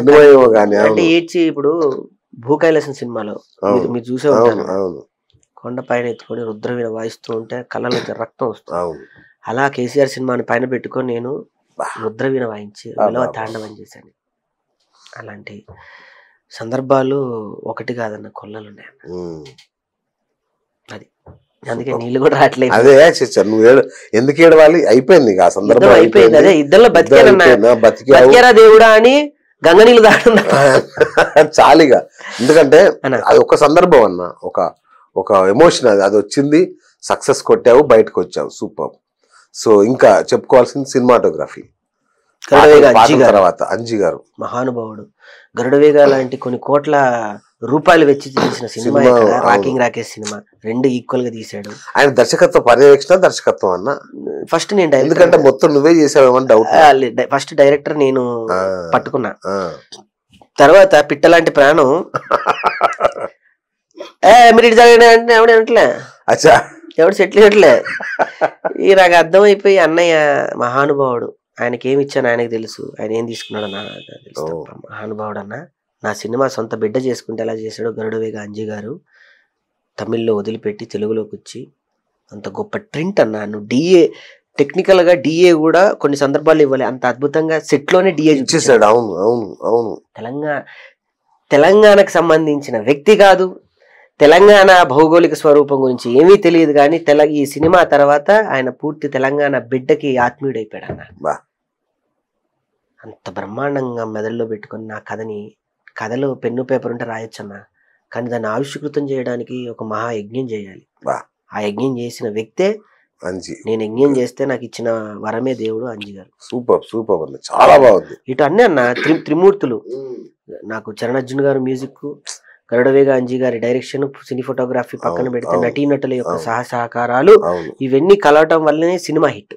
నాకన్నా పర్టికులర్ నాకు నచ్చిన బుడ్డోడు అన్న, నీ చిన్నప్పటి ప్రింట్ అన్న, వాడు జబర్దస్త్. నాకు డౌట్ వచ్చిందన్న, నువ్వు పెద్దగా అయ్యాక కూడా వాళ్ళలాగే కనబడుతున్నావు. వాడు నన్ను బిహేవ్ చేస్తాడన్న, జబర్దస్త్ లో నన్ను ఇమిటేట్ చేస్తాడు, నా హెయిర్ స్టైల్. నాకు చాలా సార్లు అనిపించింది, ఏంటి నిజంగా చిన్నప్పుడు మనోడే ఇట్లా కనబడుతున్నాడు. వాడు ఏంటన్నా #90 అనే సీరియస్ తో ఈటీవీ విన్నుతో పెద్ద హిట్ కొట్టాడు. ఓకే, నాకన్నా పెద్ద ఆర్టిస్ట్ ఆడు. ఏం చేశాడన్న వాడు అసలు, పెట్టి ప్రాణం నిలబెట్టాడు అసలు. అదే అంటున్నా, నిలబెట్టాడు నిన్ను. నువ్వు ఇక్కడ ఆ పాత్రలో నువ్వు నిలబడాలంటే ఆడి పెర్ఫార్మెన్స్ కదా రేపొద్దున్న నరం అంతా దిగేది. ఆడు నువ్వు కావాల్సిన దానికంటే ఒక 10 భలే నచ్చాడు ఆడు బుడ్డోడు. అరే ఏం చేసావురా అనుకున్నాను నేను. సూపర్. ఆర్టిస్టులు అందరు, హీరోయిన్ కావచ్చు, అందరు కూడా చాలా చాలా బాగా చేశారన్న సినిమా. సో ఓటీటీలో ఇంకా ఈ నెల డిసెంబర్ పాత సంవత్సరంలో జరిగిన జ్ఞాపకాలన్నింటినీ ఒక మూట కట్టేసి 28 డిసెంబర్ నా సినిమాని ఆహా అనే ప్లాట్ఫామ్ ద్వారా ఓటీటీకి అప్పచెప్పి కొత్త సంవత్సరంలో సంక్రాంతిలో మరో సినిమాని మీ ముఖంగా అనౌన్స్మెంట్ చేస్తున్నావా? ఇది పార్ట్ 2 వస్తుందా ఏమన్నా? ఇంకో 2 సంవత్సరాల్లో చేస్తా అన్న, టైం పడుతుంది. పార్ట్ 2 ఉందా? ఓకే. చాలా మంది సూట్ కేసులు పట్టుకుని వస్తున్నారంట ఇప్పుడు నీ దగ్గర. 2 సూట్ కేసులు పంపించేస్తా. ఖాళీ అన్న పంపియన్నా, నువ్వు అక్కడ ఒప్పేసుకోండి. కాదు అడ్వాన్స్లు ఇవ్వడానికి అన్న నెక్స్ట్ సినిమాకి. ఉన్నాయన్న, ఉన్నాయి అంటే అడిగారు, వస్తున్నాయి. ఒళ్ళు జాగ్రత్త పెట్టుకొని. అప్పటికన్నా ఇప్పుడు యుద్ధం గెలిచిన తర్వాత ఇంకా దారుణమైన స్థితులు ఉంటాయి. గెలిచామని విర్రవీగడం కాదు, రేపు రాబోయే ప్రమాదాలని ముప్పుంది చూసుకోవాలి. అర్జున అని అన్నట్టుగా గీతోపదేశంలో కృష్ణుడు అంటాడుగా, గెలిచామని గీతాసారం కాదు, రేపు రాబోయే పరిణామాలు ఏంటో చూసుకో అంటే, రేపు నా మీద బ్రహ్మాస్త్రాలు రావచ్చు, అస్త్రశస్త్ర ప్రయోగాలు. ఫోన్లు వస్తున్నాయంట. ఉన్నాయి ఉన్నాయి. అవునా? మంచి మంచి ఫోన్లు ఉన్నాయి, అన్ని ఉన్నాయి. అవునా? బాగా బెదిరింపులు. కమెడీని బెదిరిస్తే ఏముంటది కామెడీ అంటే వాళ్ళు కమెడియన్లు కాదు కదా, తలకాయ నొప్పి అదే కదా నేను అనుకుంటాగా. అన్న ఇప్పుడు ఏమన్నా బాడీ గార్డ్స్ అట్లా ఏమైనా పెట్టుకున్నావా? నాకెందుకన్నా, నాకు బాడీ లేదు, బాడీ గార్డ్స్ లేదు కాబట్టి గార్డ్స్ కావాలని. నా బాడీ ఏ గార్డులకు వెళ్ళిపోతుంది, బాడీ గార్డ్ ఏమో ఆశలు ఉన్న వాళ్ళకి కావాలి. ఏం అయితే ఏం చేస్తారన్న, ఏమి చేయలేరు. ఒకవేళ చేసి వాళ్ళు గొప్ప అని నిరూపించుకున్నారంటే వాళ్ళంత మురుగులు లేరు. రాకేష్ మీద బాణం వేస్తే దానికి విలువ ఉండదు. ఈ సినిమా ఒక 1 year బ్యాక్ వచ్చుంటే కేసీఆర్ అధికారంలోకి వచ్చేవాడు అని చాలా మంది అన్నారా. నాతో పెద్ద పెద్ద మేధావులు కూడా చర్చించడం జరిగింది. వాళ్ళు అన్నారు, అంటే వారి గెలుపులో నాదొక బియ్యపు గింజ ఖచ్చితంగా ఉండేది. చూడాలి ఏం జరుగుతుందో. ఇప్పుడు కంబ్యాక్ కూడా నీది ఉపయోగపడుతుంది. కేసీఆర్ కంబ్యాక్ కి నా సినిమాకి చావు లేదన్నా, నా సినిమాకి ఎప్పుడైనా రిలీజ్ చేస్తాం, మళ్ళీ ఎప్పుడైనా చేసుకోవచ్చు. ఎందుకంటే తెలంగాణ తెచ్చినోడు, ఇక ఆ చరిత్రను ఎవరు మార్చేది లేదు. నువ్వు చూపించిన అభివృద్ధి ఎంత బాగా చూపించావన్నది నమ్మ. అసలు నాకు అట్లా వైభవం నేను చెప్తున్నా కదా, టీఆర్ఎస్ వల్ల కూడా కాదు నువ్వు చూపించినట్టుగా చూపించడం. మరి ఆ 4 కోట్లు ఏం చేసావు నాకు తెలియదు, అడగండి. 4 కోట్ల దయచేసి అన్న. అయితే ఒకటి, సంతోష్ అన్న పంపించాడా డబ్బులు? సంతోష్ అన్న పంపించాడు, మనుషుల్ని పంపించాడు, నేను చూసా. ఇంకేం కావాలి? పర్సులు కూడా పంపించా. ఒక 13 సంవత్సరాలు ఒక సీనియర్ జర్నలిస్ట్ ముందు రాకేష్ కూర్చొని మాట్లాడుతున్నాడు అంటే, మీ ముందు 30 సంవత్సరాలు, క్షమించాలి, 30 సంవత్సరాల సీనియర్ జర్నలిస్ట్ ముందు ఒక రాకేష్ అనే వ్యక్తి అంటే, మీ జర్నలిజం వయసు నాది, వినండి, మీ జర్నలిజం వయసు నాది, రాబోలేదు, ఇంకా వస్తుంది. ఏమి ఇచ్చారని మీ ముందు కూర్చున్నా అన్న. నువ్వు ప్రేమ ఇచ్చావన్నా, అది అసలు నువ్వు నాకు ఇచ్చిన ప్రేమ మామూలుది కాదు. అదే నన్ను. అవును, సంతోష్ గారి నా సినిమా ఆహ్వానానికి పిలిచింది, ఇటు రోజా గారిని రావడం జరిగింది. ఏదైనా కూడా అన్న, డబ్బు అనే అహంకారంతో ఏది అవ్వదు. డబ్బున్న, మీరే అన్నారు స్టార్టింగ్ లోనే, డబ్బున్నోళ్ళే సినిమా రిలీజ్ చేయలేకపోయారు. చేసుకోవచ్చు, డబ్బుంటే హిట్ రాదు, డబ్బుంటే సినిమా రిలీజ్ అవ్వదు, డబ్బుంటే కథ పుట్టదు, డబ్బుంటే హీరోలు అవ్వరు. అది వేరుంటదన్న. అది చేయాలన్న ప్రేమ, కసి, తాపత్రయం నరాల్లో ఇంకిపోయి తెగుతూ ఉండాలి. ఒక నరం దాగగానే సినిమా నరం మళ్ళీ పుట్టాలి. రావణాసుడు గనక 10 తలకాయలు ఒక తలకాయ తీస్తే మళ్ళీ తలకాయ పుట్టినట్టు మన ఆలోచనలు అనే అవమానంతో చంపుతున్నప్పుడల్లా ఇంకో కొత్త ఆలోచన పుట్టాలి. అది సినిమా. సూపర్. దీంతోనే మంచి సినిమా త్వరలో. నీకు జబర్దస్త్ కూడా బాగా ఉపయోగపడింది కదన్నా, ఆర్టిస్టులు మొత్తం అందరూ. నా వెనకున్న బలమే వాళ్ళు, నా క్యాడర్, నీ ఆర్మీ. పెద్ద పదం అది. నా వెనకున్న అండా దండ అన్ని వాళ్ళే. ఇప్పుడు టాలీవుడ్ లో చూస్తున్నాం కదా, అల్లు అర్జున్ గారి విషయంలో జరుగుతుంది, దాన్ని ఏమంటారు అన్న? మీ స్పందన? దాన్ని ఏమంటారు అంటే, దాన్ని ఏమంటారనే ఒక పదం కూడా నేను చెప్పలేని స్థితి నాది. అంటే విషయానికి వస్తే, దాన్ని అంత విషయ పరిజ్ఞానంతో సంబోధించే అంత వయసు నాకు లేదు, అంత స్థాయి నాది కాదు. నువ్వు ఇలా వయసు లేదు తప్పించుకోకన్నా, నీకు పెళ్ళి అయింది, ఒక పాప, ఒక సినిమా తీసి హిట్ కొట్టిన ప్రొడ్యూసర్వి, ఒక హీరోవి, డైరెక్టర్వి, ఇంతకంటే ఏం కావాలి? చెట్టు అనుకుంటదటన్నా నేనే మహావృక్షం అని, దాన్ని పోల్చిన మహావృక్షాలు 100 ఉంటాయి. నువ్వు మామూలు కాదు, నిన్ను ఎవడు బోల్తా కొట్టించలేడు. బోల్తాని కాదన్నా. అన్న నీ సాటి హీరో అన్న అల్లు అర్జున్, సాటి హీరో. అయ్యో అన్న, అంత పెద్ద పెద్ద మాటలు సంబోధించొద్దు. వారు పెద్ద కళాకారులు, పెద్ద హీరో ఉండదు అన్న. లేదు, ఇప్పుడు గంగోత్రి తీసినప్పుడు ఆయన చిన్న హీరోనే కదన్నా. వాళ్ళ ఫ్యామిలీ తప్పన్నది, వాళ్ళు హీరోలు. సరే అన్న, ఆయనకు మద్దతు చెప్తావా? ఏంటి? నేను ఒకటే చెప్తా అన్న, సినిమా అనే ప్రస్తావన వచ్చినప్పుడు, సినిమా అనే ఒక మహాయజ్ఞం అన్న, ఎన్నో కార్మికుల కష్టం అది. సినిమా అంటే ఒక్కళ్ళ వల్ల అవ్వదు. నేను ఎప్పుడు సినిమా ప్రేమికుడుగానే ఉంటాను తప్ప, ఈ సినిమాని ఎప్పుడు రాజకీయాలు చేయొద్దు. నా సినిమాని కూడా రాజకీయం చేద్దామని చాలా మంది అనుకున్నారు. సినిమా రాజకీయం అవ్వదన్న. ఎందుకు అలా అయితే ఆర్నాయన్మూర్తి గారి సినిమాలు 100 అయిపోయాయి ప్రసాద్ లాంటి. కరెక్ట్ అన్న శ్యామ్ బెనిగల్ గారు ఒక మాట అంటారు ఎప్పుడు కూడా, సినిమా భాష, యాస, సంస్కృతి, కట్టు బొట్టు సినిమాకి అవధులు లేవు. ఓకే. శ్యామ్ బెనిగల్ గారు మహానుభావుడు, రీసెంట్ గా కాలం చేశారు. సంగీతం శ్రీనివాస్ గారు మాటలు లేకుండా కమల్ హాసన్ గారిని పెట్టి సినిమా తీసి ఇట్టు కొట్టిన మహానుభావుడు. సినిమా గొప్పదన్న. సినిమా కళాకారులు సున్నితమైన కళాకారులు, దయచేసి ఇబ్బంది పెట్టద్దు, అదే చెప్తా తప్ప. ఎందుకంటే అన్న మొహం మీద రంగేసుకొని బతికే వాళ్ళ మీద కన్నీళ్ళు వస్తే కళామ్మ తల్లి బాధపడుతుంది. కళామ్మ తల్లి బిడ్డలం ఏదో అటు ఇటు ఏదో జరిగిన పెద్దరికంగా పెద్ద స్థానంలో ఉన్న వాళ్ళు పెద్దరికంగా మమ్మల్ని చూసి చూడనట్టు ఉంటే చాలా ఆనందం అన్న. ఇది ఒక సబ్జెక్ట్ అయితే మోహన్ బాబు గారి ఇష్యూ తీసుకున్నా. నాకెందుకన్నది, ఆయన జర్నలిస్టులను కొట్టాడన్నా, మమ్మల్ని కొట్టాడన్నా. మిమ్మల్ని మీవాడి మీ సినిమా హీరో మమ్మల్ని కొట్టాడన్నా జర్నలిస్టులని. అమ్మో అది పెద్ద అన్న, నువ్వు నా మీద ఇప్పటి వరకు నాకు వెన్న రాసి ఇప్పుడు అగ్గి పెడుతున్నా. లేదన్నా, అంటే ఇండస్ట్రీలో ఉన్న విషయాలు నీతో ప్రస్తావిస్తున్నాను. నువ్వు ఇప్పుడు ఇండస్ట్రీ వాడి, ఒకప్పుడు అంటే జబర్దస్త్ కొద్ది గొప్ప మా వాడి అనుకునే వాళ్ళం మేము. ఇది టీవీ యూట్యూబ్ ఇట్లా ఉండేవాడు. ఇప్పుడు నువ్వు పెద్ద తెరకి వెళ్ళిపోయావు. సో ఇప్పుడు పెద్దవాడు, ఇప్పుడు అందుకని పెద్ద విషయాలు అడిగే తప్ప. అయినా నీ తమ్ముండే అన్న, ఇంకా నేనేం చేయలేనన్నా. సరే, నీ సినిమా ఓటీటీలో అల్టిమేట్ హిట్ కొడదని నేను నమ్ముతున్నా. సూపర్. ఇంకొక 2-3 ఓటీటీలలో కూడా రిలీజ్ చేసే ఆలోచన ఏమైనా ఉందా? అక్కడేనా? ఇంకా ఇది ప్రస్తుతానికి ఇక్కడ ఆహా ఉందన్న. దాని తర్వాత అన్ని మాధ్యమాల్లో వస్తుంది. ఒక మాధ్యమాల్లో అందరు చూసిన తర్వాత అన్ని మాధ్యమాల్లో వెళ్తుంది అన్న. డెఫినెట్ గా అమెజాన్ వాటిలలో వస్తే బాగుండని అనిపించింది. ఎందుకన్నా ఇంకా కొంచెం ఆహాకి మాత్రమే అన్న సి క్లాస్ కి సంబంధించినటువంటి ఎక్కువ కేటగిరీలో ఉన్నటువంటి సబ్స్క్రైబర్స్ ఉన్నారు. అమెజాన్ అనేది ప్రీమియం, నెట్ఫ్లిక్స్ అనేది సూపర్ ప్రీమియం. నా సినిమా ఎవరు చూడాలి అంటే పని చేసుకొని వచ్చి అలిసిపోయేటప్పుడు నా సినిమా చూడాలి. రిక్షా తొక్కి తొక్కి తొక్కి కాళ్ళు నొప్పులు పుట్టిన నా సినిమా చూడాలి. చెమట చుక్క ఇంట్లో ఫ్యాన్ లేకపోతే చెమట చుక్కలతో ఇట్లా తుడుచుకుంటూ నా సినిమా చూడాలనేది నా కోరిక. ఆహా అనాలి. ఆహాలో నా సినిమా చూసి ఓహో అనాలి. అది నా కోరిక అన్న. అలా అందరూ ఈ రోజు పెద్ద స్థాయిలో ఉన్న వాళ్ళందరూ ఈ 3 కేటగిరీ నుంచి వచ్చిన వాళ్ళే మహానుభావులు. ఎందరో మహానుభావులు, అందరికీ వందనాలు. అంతే. నేల క్లాసే కదన్నా, ఏదైనా డిసైడ్ చేసేది నేల క్లాస్.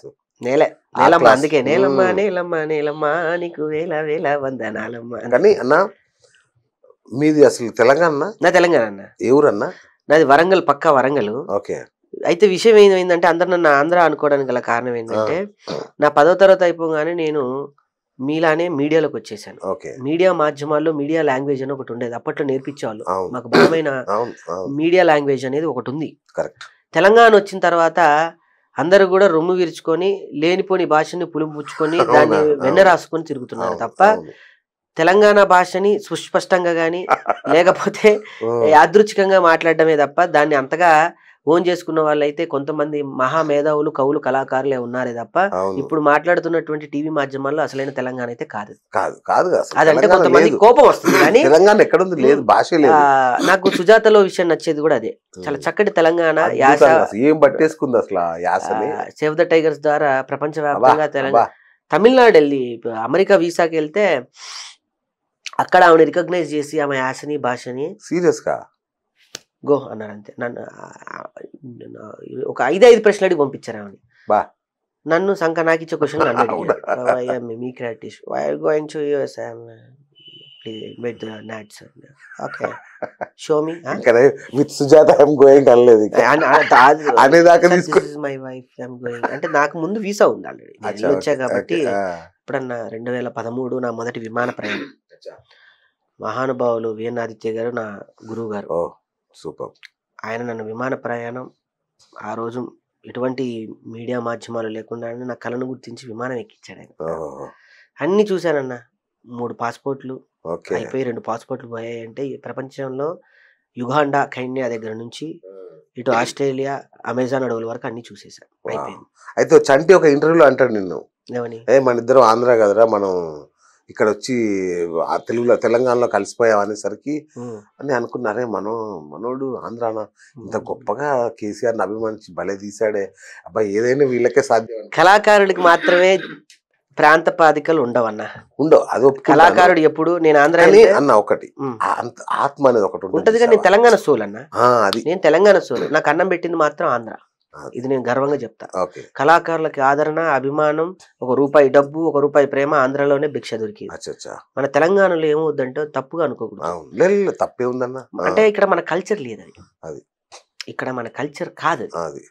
అక్కడ మిమిక్రీ అంటావా? మిమిక్రీ అనే కాదన్న, ఏ కళకైనా అక్కడ జాతరలు చేస్తే పెద్ద పెద్ద స్టేజ్ షోలు పెట్టి కళాకారులు 30 మందిని పిలిపించి ఎంత తీసుకో నీకెంత ఇటు ఇసురుతారు. ఇక్కడ మన కల్చర్ లేదు. మొదటి నుంచి మనం పేదరికంలో బతికినటువంటి తెలంగాణ, అక్కడ రాజులు, రాజ్యాలు, రాజపోషకులు, శ్రీకృష్ణ దేవరాయలు. ఇక్కడ చూస్తే రజాకారులు, కొరడా దెబ్బలు, కర్రపోట్లు, ఇవి తప్ప మనకి తెలియని సంస్కృతి మనది. తప్పనను చరిత్ర మనం ఏం చరిత్ర తీర్చిదిద్దినటువంటి పాఠాలే మనం అన్నా. అందుకే అంట మన తరం రేపు బాగుండాలంటే మనం బాగుండాలి, మనం మంచి చేయాలి, మన పిల్లలు బాగుండాలంటే మనం చేస్తేనే ఆ పుణ్యమో ఐదో వాళ్ళకి వచ్చేది. సూపర్ అండి. మొత్తానికి ఫైనల్ గా కేసీఆర్ సినిమా చూడాలి అని అనుకునే వాళ్ళకి, లేదంటే వస్తుంది కదా ఏంటి ఈ సినిమా అనుకునే వాళ్ళకి ఏం చెప్తారు? ఒక కుర్రాడు చేసిన ప్రయత్నం, నీ ఇంట్లో నీ తమ్ముడు ఉంటే చేసిన ప్రయత్నం, నీ కొడుకు చేసిన ప్రయత్నం, నీ బిడ్డ చేసిన ప్రయత్నం గొప్పదైతే ఎలా ఆస్వాదిస్తారో, రేపు రాబోయే ఆహా ఓటీటీలో ఈ సినిమా చూసి మార్కులను ఆశీర్వదిస్తే చాలు. ఆశీర్వదిస్తారన్న, ఎందుకంటే నేను ఇంతసేపు ఈ సినిమాకు బలం అని చెప్పి ఒక వ్యక్తిని మర్చిపోయా, రాకింగ్ రాకేష్. బలంగా నిజంగా అంటే అది జేబు నుంచి డబ్బు ఖర్చులు అవుతున్నాయన్న బాధో ఏదో కానీ కళాకారులుగా మిమిక్రీ ఆర్టిస్ట్ గా జబర్దస్త్ ఆర్టిస్ట్ గా తీసుకోవడమే తప్ప చెక్కులు మీ సొంతకాలు పెట్టి డబ్బులు ఇచ్చేది తెలియని వ్యక్తిని కదా. ఒకసారిగా పోతుంటే ఆ ఫ్రస్ట్రేషన్, బాధ, కన్నీళ్లు అవన్నీ యాక్టింగ్ లోకి వచ్చేసి ఉంటాయి. అదే సినిమా, అది అద్భుతంగా. ప్రత్యేకంగా ఏం నటించలేదన్న, ₹1,00,000 చెక్ పెట్టగానే ఏడిపొచ్చేది. షార్ట్ పెట్టుకోండి ఇష్టం.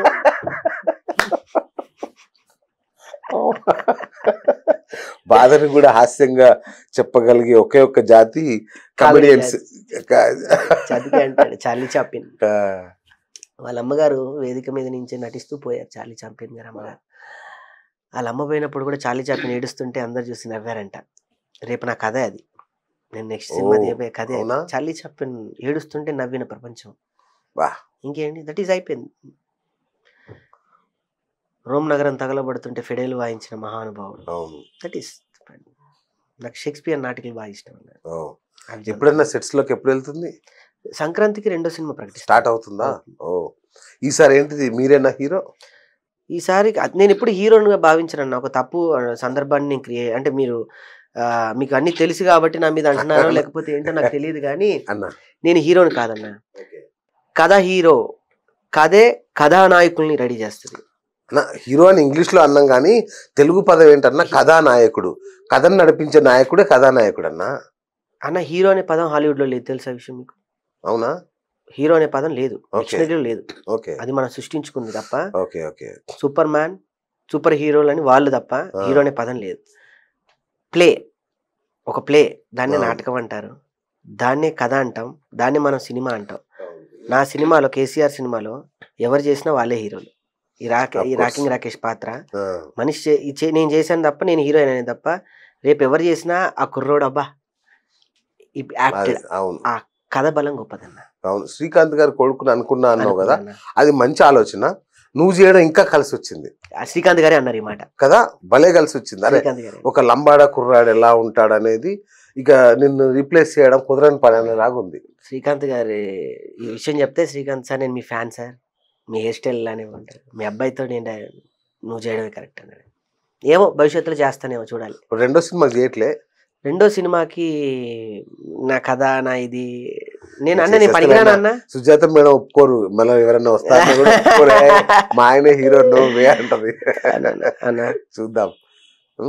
All the best. చాలా ఆనందం అన్న, ఎన్నో రోజుల సుదీర్ఘమైన నుంచి అనుకుంటున్నాము, మొత్తానికి సందర్భం వచ్చింది. ఇలాంటి గొప్ప జర్నలిస్ట్ భావాలు ఉండడం వల్లే నేను చెప్పాలన్నా, న్యూస్ లేని రోజుల్లో న్యూసెన్స్ నడుస్తున్నాయి. ఒకప్పుడు న్యూస్ ఉండేది, ఇప్పుడంతా న్యూసెన్స్ అన్న. కానీ మీలాంటి వాళ్ళ ఉండడం జర్నలిజం యొక్క తాలూకా విలువలు బతికున్నాయని. Thank you. మేము పోరాడుతున్నాం. నాకు తెలుసు ఇండస్ట్రీ ఈ తప్పుడు thumbnails ఎంత ఇబ్బంది పడుతుంది, ఈ తప్పుడు వార్తలతో. నేను చూసా, నేను కొన్ని అడిగింది కూడా అందుకే. నేను ఒక 2-3 చూసా. అది మన ఆదిని ఎంత ఘోరంగా తిట్టాడో రాకింగ్ రాకేష్. వాళ్ళకి ఏమొస్తుందన్న శునకావేశం. ఆశ్చర్యపో, ఏంట్రా బాబు పిచ్చి మీక, ఏంది ఇదంతా. మీరు ఒక కమిటీ కూడా వేసారు కదన్న? వేసాము, దాని యూనియన్ నడుస్తుంది, వాళ్ళకి రెగ్యులర్ క్లాసులు ఉంటాయి, తప్పుడు thumbnails పెట్టొద్దని. కాకపోతే యూట్యూబ్ ఏమవుతుందన్న, ఇప్పుడు మీ మిత్రుడు ఉన్నాడు, ఆయన కూడా ఫోన్లోనే క్రియేట్ చేసి ఛానల్ పెట్టేయచ్చు. ఆయన ఎక్కడన్నా కూడా పట్టుకోవడం కష్టం. కానీ యూట్యూబ్ నుంచి వెళ్ళే ఛానల్స్ కూడా ఒక ప్రోటోకాల్ ప్రకారం వెళ్తే చేస్తున్నాం అన్న. ఇప్పుడు ఒక కంపెనీ పెట్టాలి, మినిమం సబ్స్క్రైబర్స్ ఉంటేనే ప్రెస్ మీట్కి రావాలి, ఇట్లాంటి కొన్ని ఆలోచనలు చేస్తున్నాము. అవి త్వరలో ఇంప్లిమెంట్ అవుతాయి అన్న. యూట్యూబ్ నుంచి కూడా మీకు వస్తుంది, ఆ సేఫ్టీ వస్తుంది. థ్యాంక్ యూ అన్న. మళ్ళొక్కసారి ఆల్ ద బెస్ట్. ఆహా అనేలాగా సినిమా తీశారు, ఆహాలో పెట్టారు, మేము ఓహోహో అనుకుంటున్నాం సినిమా 28 నుంచి. థ్యాంక్ యూ అన్న, థ్యాంక్ యూ. సో చూసారు కదా ఫ్రెండ్స్, మన కేసీఆర్ ఈ నెల 29వ తేదీన ఆహా ఓటీటీలోకి వస్తుంది. అది ఒక మస్ట్ వాచ్ సినిమా. ప్రతి గుండెను తట్టి లేపే ఒక అద్భుతమైన దృశ్య కావ్యం. ఎట్టి ప్రశ్నలు మిస్ కాకుండా చూడండి, అందరికీ చూపించండి. Thank you. నేను మీ బిఎస్ సైనింగ్ ఆఫ్.